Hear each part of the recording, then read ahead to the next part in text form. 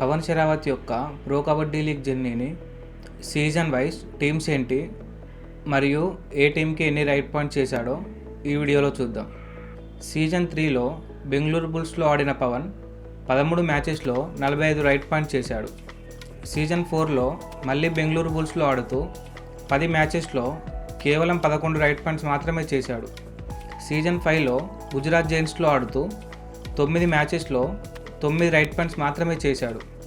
Season 6లో మళ్ళీ బెంగళూరు బుల్స్లోకి వచ్చిన Pawan 24 మ్యాచెస్లో 271 right point చేశాడు.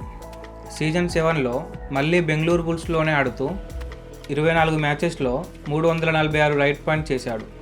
సీజన్ 8లో బెంగళూరు బుల్స్లోనే ఆడుతూ 24 మ్యాచెస్లో 304 రైట్ పాయింట్ చేశాడు. వరుసగా 3 సీజన్స్లో హైయెస్ట్ రైట్ పాయింట్ చేసిన ప్లేయర్గా నిలిచాడు.